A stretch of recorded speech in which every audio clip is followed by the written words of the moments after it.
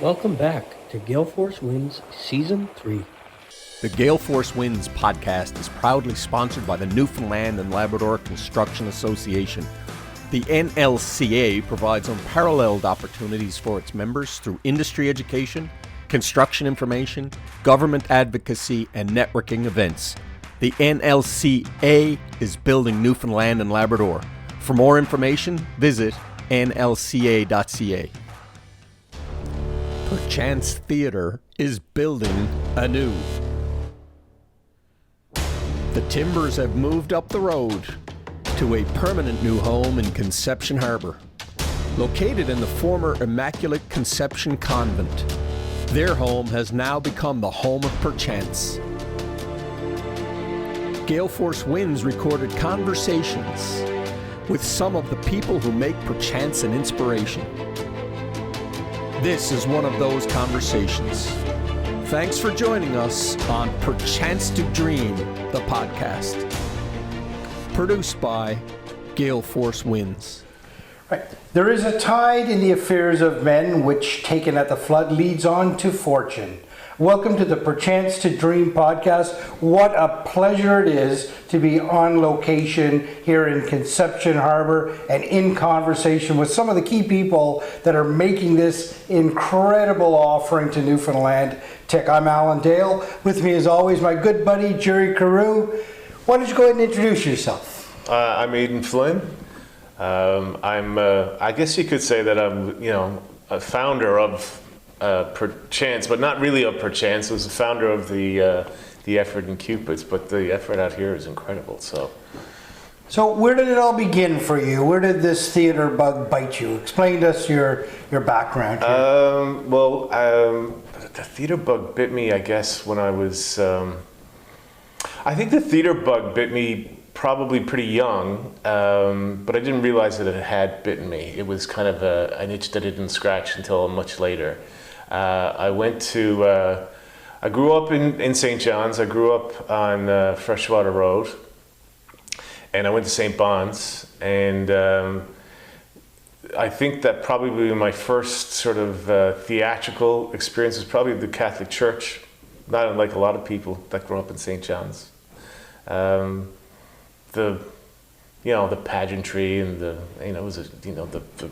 bigness of all of it, and the show of all of it on Sundays, and when you go to St. Bon's, you're connected to the Basilica, so you're there a lot.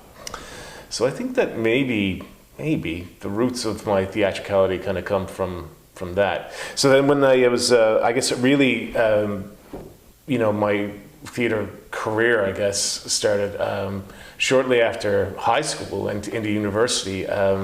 I was cast in a show. Kevin Lewis cast me in a show that went on tour right out of high school, and that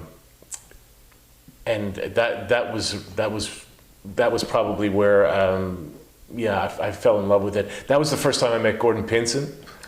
He just happened to be staying at the hotel. How old would you have been at this point? I would have been like 18 maybe, 17, 18. And he by luck he was staying at the same hotel, and Kevin knew him, and he came down and met all the cast, which is really amazing because I just did a couple of I attended the two events for Gordon's tribute, and just the impact that he had on everybody. But he still has that first meeting was very resonant. So that was my first foray into theatrics, and then in university, I was lucky enough to meet up with a lot of people that I still work with, including Danielle. And Danielle and I actually started the Shakespeare by the Sea Festival, which is still going today. And we also started a theater company called Dick's Kids Productions. One of our mentors, Dick Bueller, basically gave us the keys to the Reed Theater, and the society work that we did there led into a number of theater companies. So my career, that's where it's rooted, and it's a career that's involved acting and producing and writing and directing, and I think a lot of that came out of that initial foray into theater through my work at Memorial. It sounds like the way you describe it, it sounds like it's a tight-knit group of people traveling in a circle in a clump. Is that correct? We're an odd little group of tragedians that sort of find each other at different parts of our career. It's a very tight-knit group. And I think that, one of the things that we were our own theater school in a lot of ways. When we went through, the people that I have gone and, through the MUN system with and that I've worked with, they have all gone on to great theater schools, National Theater School, Ryerson, places like that. But there was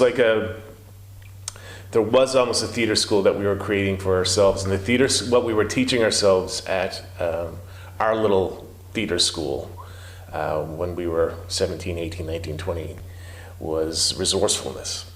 And if there wasn't an opportunity in front of you, there was enough will in order to create opportunities for ourselves. And I think that was the most important thing about our little group. Aiden, when you say MUN, was there a formal drama group? Yeah, it was MUN Drama. But that was an offshoot, it wasn't an actual course, was it? What they had, and I think it's structured a little bit differently now, what they had in St. John's was that there was an English specialization course that you could do through the English program. Right. And there was theater specialization. And Gordon Jones and Denise Lind, Dick Bueller, Tony Chadwick, there was a number of professors that kind of guided the academic component of that along, and then the Drama Society was, it was just this great harmonious add-on that kind of came with the theater specialization that almost turned it into a full theater program. But we were in charge of the society component of it. Okay. So while there was an academic component of it, and we were really encouraged to take advantage of all of the resources that were there at the university, that's what they gave to the Drama Society component of it. And the Drama Society component of it, like I said, we were the inmates running the asylum, basically, at that point, right? So you're 17 to 20 years old, as you describe it, and you use the word resourcefulness. That must have been an exciting and fun time. In a lot of ways, it was almost like the most exciting and fun time. And I think, a lot of the endeavors that kind of followed off after that, like in my life, were trying to chase the the buzz of what it was like when we were in that really tight group in university. And sometimes I've been able to do that successfully. But it was a very special time, very special group. And if you look at the people that were in that little gang, they're some of the best theater professionals, not only in the province but in the country and the planet now too. So, proud to be part of it. It's funny how you say you try to replicate that feeling that you had back then, and do that over and over again. I guess that's the key to success. That's the key to being fulfilled in a career, right?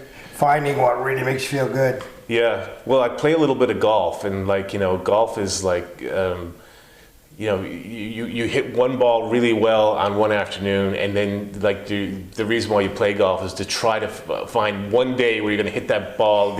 But you could be doing that for weeks and months and years. So it's really trying to chase that perfect swing, basically. Right. Yeah. So resourcefulness. I want to stay on that topic for a moment. There, is that what drove you into writing as well as performing? Everything in my career was all based on just not waiting around. I just didn't have the patience to wait around for gigs. Yeah. So writing was all based out of I need to do something. Creating companies, producing. I'm not a very patient person when it comes to projects. Maybe to my own detriment sometimes. Yeah. But that's writing it was rooted out of. The idea that I had to draw upon myself in order to not only to work, but also to to get the voices that are sort of like chattering in your head to kind of get them out, get them speaking, you know? Yeah. Interesting. It's and it's funny. You must have been easily inspired around this place, this culture of Newfoundland and Labrador, this culture of storytelling and community and resiliency and all those pieces that make it so very special. It must be amazing for somebody in your field. In many ways. I mean, the first company that Danielle and I started was a Shakespeare-based company, and I think one of the reasons why it ended up outdoors was because of our love of place and situation and land and sea and air, and it's also incorporated into the language of Shakespeare. In a lot of ways, it's almost the best way to see Shakespeare is outside, because it's such an integrated part of the language. But the other thing that came out of those companies that were started was opportunities to go and see Newfoundland and Labrador, and to get in a car and go to little places and talk to people and find out how outport life moved and was shaped, and how people told stories, and how people sang songs and chronicled the existence here in this spoken way. That integrated with classic-based work really shaped a lot of what I was mostly interested in, and I think that's what's been exciting to audiences here too, is that to see their own stories structured in big ways, whether that be theater or film or television, books, novels. It's a culture that thrives on trying to impress each other with stories, and that's what I really like about working here. You a few times now you've used the word put together a company, or the company did this, and for many guests they would not understand what that involves. Unpack that for me a little bit. What is a company and what does it mean? You use it so easily. We put together the company. That's very true. That it's a different thing. When I use the word company, and oftentimes people kind of get hung up on the word company because they think of company in the terms of like a business structure, which it is. I mean, there is a business component to theatrical work for sure. Company in the terms of theater, though, probably starts best when it's centered around an idea or an artistic vision.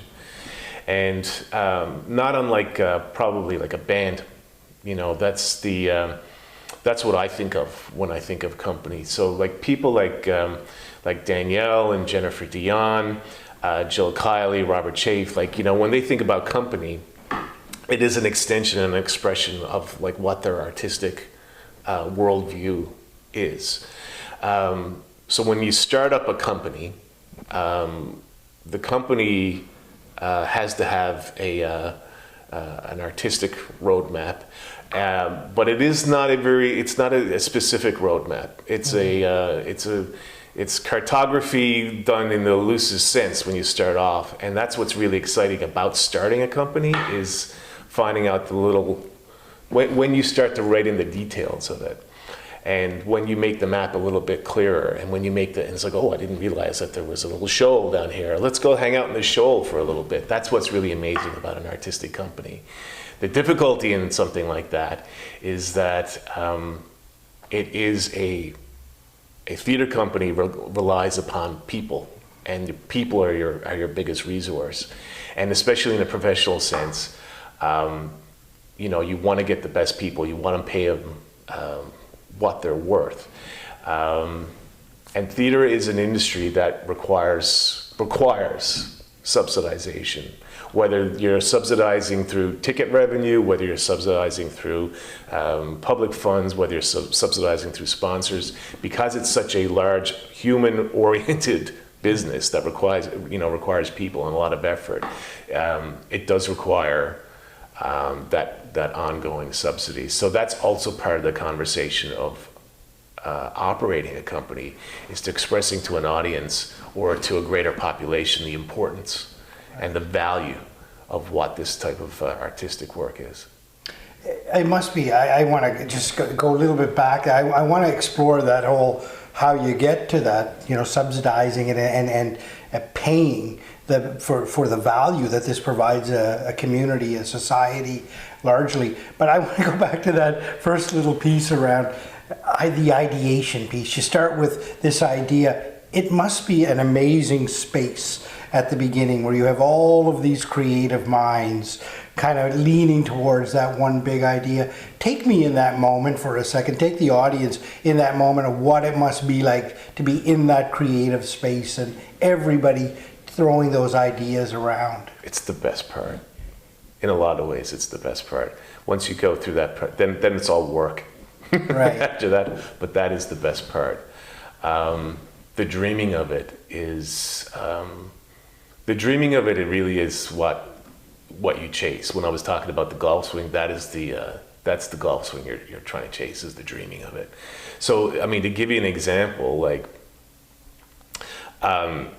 when the New World project, which became the Perchance project, came about, there was an opportunity out there. There was a pot of celebration money that was available through public funds, that I knew was out there, and I was trying to think about how to best access it. And I'd always talked about the idea of a classic theater company based around potentially Shakespeare, but that really incorporated a structure around it, like a tribute in a lot of ways to the ways and means that Shakespearean theater was always presented. But the idea that what would it have looked like if you had to just sort of build it from scratch, So there was an opportunity out there for some money, and I was able to convince two friends of mine at the time, they're still friends of mine, Jeff Adams and Brad Hodder, to kind of conceptualize the idea of building a replica of the globe that might have looked like something that would have been built by people that had to disassemble a ship and put it back together. And this is what it would look like if you took a ship apart and you had to put it back together and look like a theater. What would that look like? So that was kind of like the opening kind of gambit, basically, in this weird game of chess and putting this company together. But then we started thinking about the people, and then we started thinking about, geez, we should talk to this actor and see if they'll come on board. And we'll talk to this director, and we should get this writer to write this really specific story. So then it starts to move, but it starts with one sort of small conceptual thing. Yeah, I mean, and it's also a marriage and a good sort of lining of the stars too. Sometimes that move those things. Like I said, there was a little bit of money out there. The money matched the idea. We were able to convince the person with the money that the idea fit, and then you're moving. Right? Yeah, I would imagine it's a perfect storm, right? All the pieces need to come together at the same time, right? Yeah. Whether it's money and talent and ideas, and it's just a lot of moving parts, but so much creativity in there. It must be absolutely amazing. Let's talk about the money for a second, because a lot of the people that follow our podcast are in the C-suite. These are people that are making decisions on how they want to invest company money and stuff like that. Talk to me about the importance of theater in our community, in our society, and why people should pay attention to that and lean into it. Well, like the first thing that I would say to that is think about all of the things that,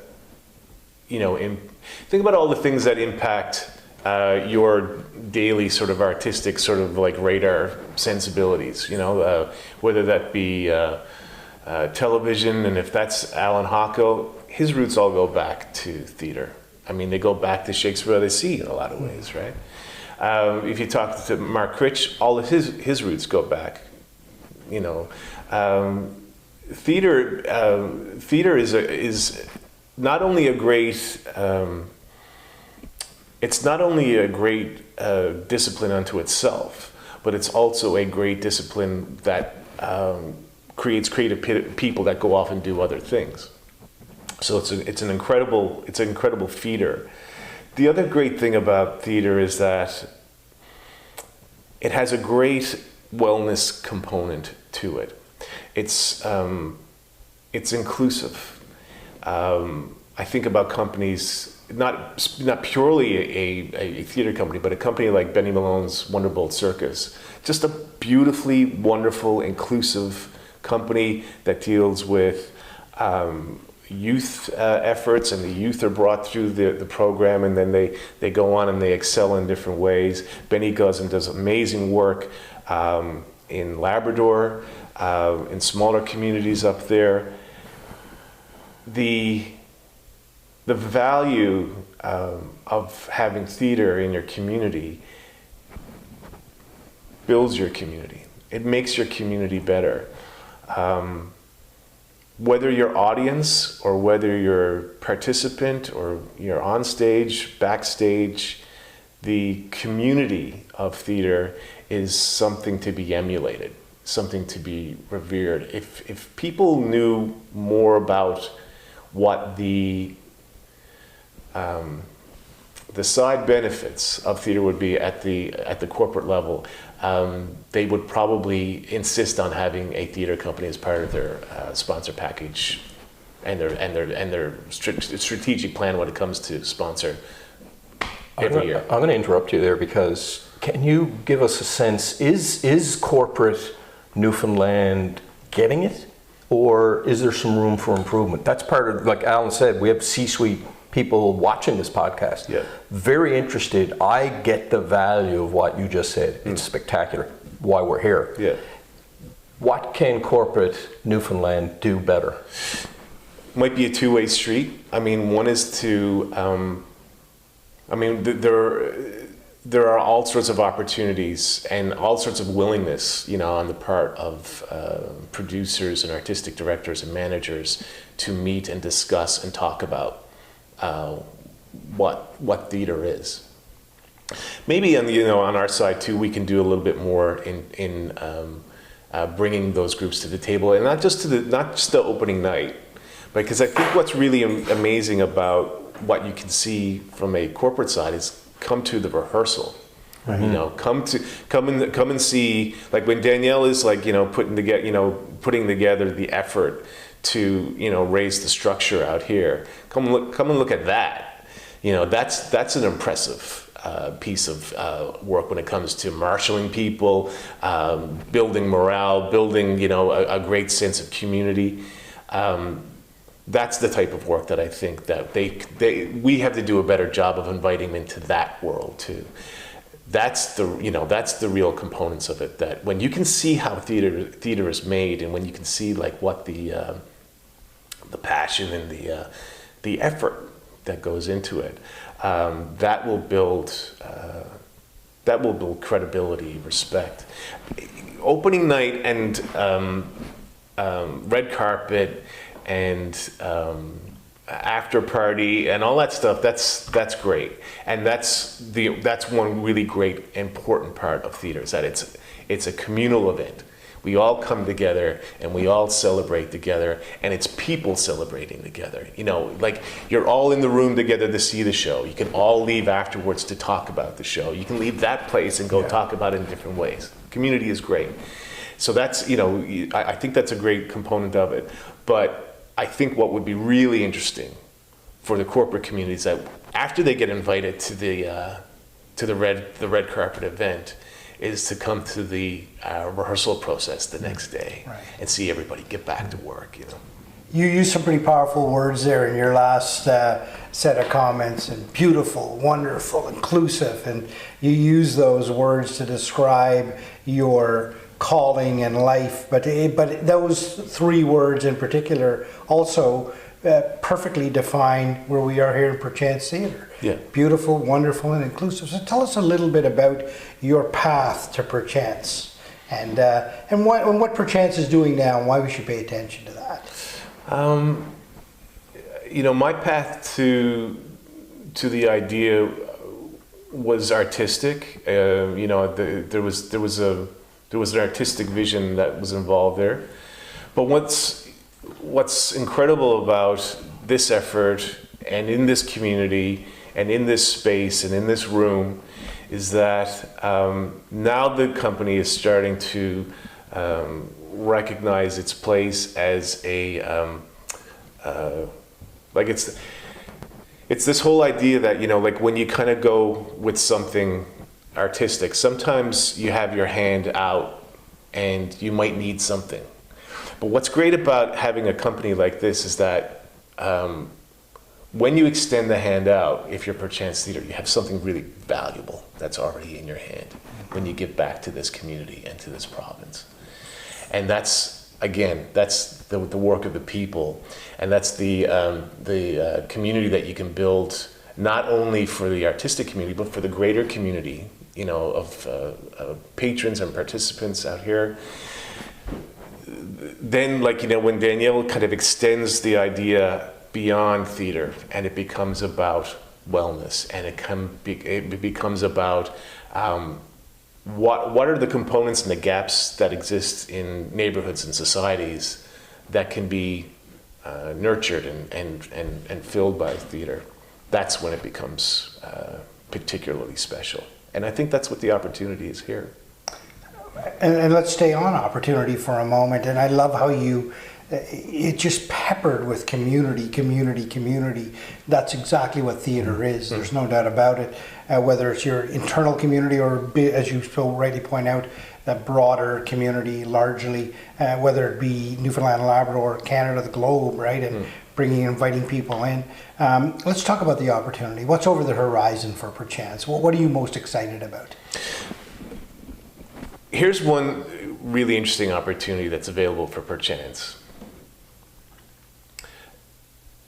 That stage out there is, in a lot of ways, a model for the future. Funnily enough, because it is so structured in traditions of the past. But we have to be a little bit more conscious, from the theater perspective about what our impact is in a lot of ways. One is what is our environmental impact. That's a sustainable model of theater that goes on out there. It doesn't draw any big time power. There's a wonderfulness to outdoor theater when it's shaped and structured like that. The opportunity that also exists, I think, exists in this community. Even just the drive-in. There's a lot of opportunity that exists around here. There's lots of wonderful partnerships that you can see, just even down the road when you come in. And then the extension of the idea that can go out further. Once it gets really settled into this place, it can start making impact on a greater community, whether that be provincially, nationally, internationally, the exchanges that can be involved in that. This can be a hub, and it can be a hub that gets a lot of wonderful and great attention placed on it, and then also puts out into the world. Incredible, right? I love the way you describe that and all the opportunity that exists here. You're planting roots here, and the shade of which those trees we may never see, but the community will indeed see for sure. What a wonderful conversation, and thank you very much for being on the podcast with us. Perchance is a pretty special place with some really special people in the mix, and you're certainly one of those. Thanks for being on the show. I really appreciate it. Thank you. Aiden, I'm going to say this to you. It's incredible what you've built. Your legacy is, when you build something, you feel proud.